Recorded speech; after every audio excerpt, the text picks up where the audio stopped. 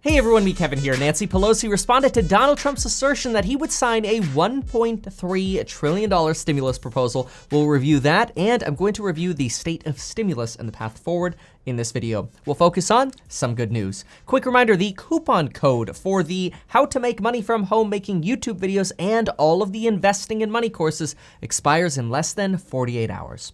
First, Nancy Pelosi told Republicans that she refuses to have further discussions with Republicans until Republicans agree to a $2.2 trillion package. Now, this is not exactly the best good news that we want to hear. It's hardlining, it's brinksmanship. Unfortunately, this is very common in Congress. And what's fascinating is, and this is something to take away, is Nancy Pelosi said, I'm not backing off the HEROES Act. I'm not backing off the $3.4 trillion. Okay, maybe we'll do $3 trillion, but I'm not backing off that. Then she said, okay, we'll come down $1 trillion, but I'm not backing off that. And now she came down another $200 billion from $2.4 trillion to $2.2 trillion, and she's saying the same thing. In other words, the trend is in our favor. Every time Nancy Pelosi refuses to come down more, she comes down more. So, what's the path forward? What are the three likely paths forward that we're going to see, and what are the odds of each of them? Let's break it down. Scenario number one. Republicans pass their own stimulus bill, including unemployment pay at $400 per week, PPP funding, the Paycheck Protection Program. Probably we're expecting that to only be for businesses whose revenues have declined, say 25 to 35%. Working capital loans with the SBA, some tax credits, $105 billion for schools, which both sides agree on, $10 billion for the post office, liability protections, and somewhere around $45 billion for testing, tracing, and treatments. Republicans have also expressed their openness to fund state and local governments with around another $100 to $150 billion. But remember, Democrats want about $940 billion. In scenario number one, I expect Democrats and Republicans will negotiate stimulus checks in addition to the other items mentioned and potentially bringing in that state and local government funding, possibly bringing it up from around $140, $150 billion to maybe something more in the middle to get something done now. And remember, Nancy Pelosi was the one who said that that might be likely. She's the one who said she might wait to get state and local government funding until January. So the fact that she's hardlining is really just her pattern of making her offer smaller and smaller and smaller. I won't come down, makes offer smaller. This is consistent, folks. Anyway, this would lead to a bill or some sort of stimulus compromise package passing around the end of September. That's not when we want to hear about it, but it's good that it's likely to come then, because that would mean checks would go out early to mid-October, which is conveniently right before an election. This to me seems about 50% likely, given that Republicans and Democrats and the majority of politicians are interested in another round of stimulus checks because it's good for an election, it's fast and targeted stimulus, it's easy to do, and relative to other things, it doesn't cost that much money. This seems very likely to me, at least 50% likely, with some deviations, which we're going to talk about now. Scenario number two.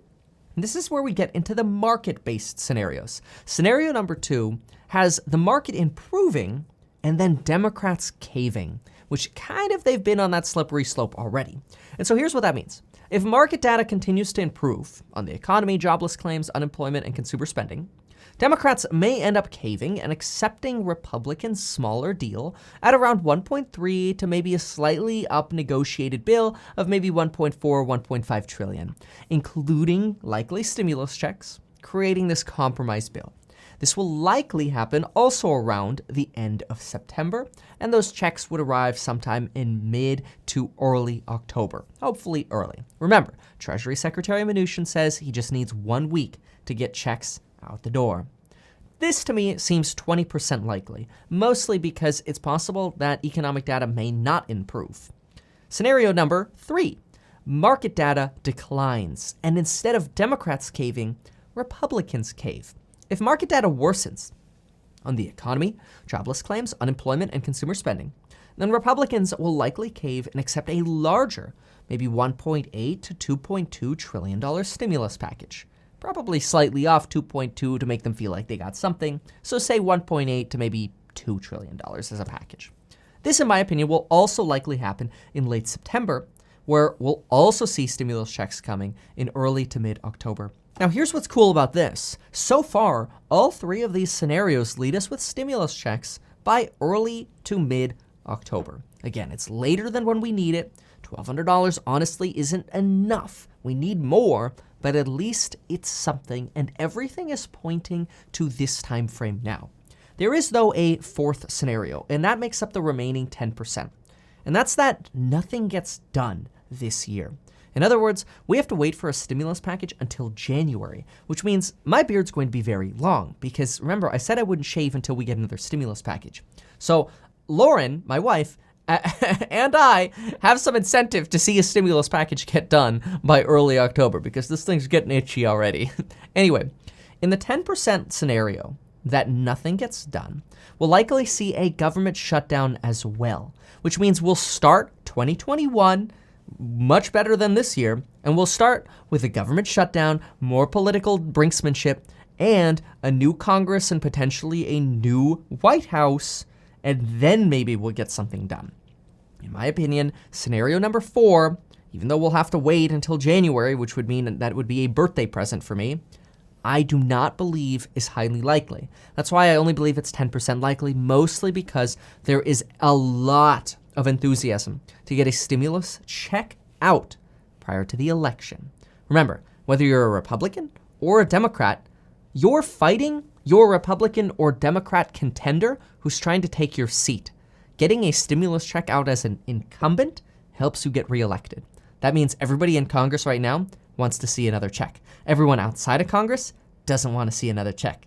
Now, there are some few holdouts that we can quote and say, oh, well, Ted Cruz doesn't want another stimulus check, or Rand Paul doesn't want another stimulus check, but that's okay. We're always going to have the fringe voters. Now, I personally believe with 66 days to the election and the next congressional session beginning September 8th, we are very likely to see progress in September. I believe we're 90% likely to see a bill negotiated in one of the 3 first scenarios that I mentioned. Either a compromise meet in the middle bill, or, and that would be with modest economic data, or we'll see worsening or improving data, giving either Democrats or Republicans the edge. This means, based on all the research we've done on this channel, I believe we have a 90% likelihood of seeing a compromise within the next 31 days. I believe this is some good news. By the way, if we get a stimulus package of around $1.5 trillion, stimulus checks should be easy to include. Donald Trump has already said on behalf of Republicans he's open to signing a $1.3 trillion package. That's very, very close. This is also some good news. Furthermore, the White House continues to suggest that a payroll tax cut will largely benefit Americans, though few businesses have agreed to take this temporary deferral. The allowance to take the deferral started yesterday. My expectation is very few businesses are going to take this deferral up, which will finally send a signal to the White House and Republicans, the payroll tax cut is not working. Let's do the stimulus checks instead.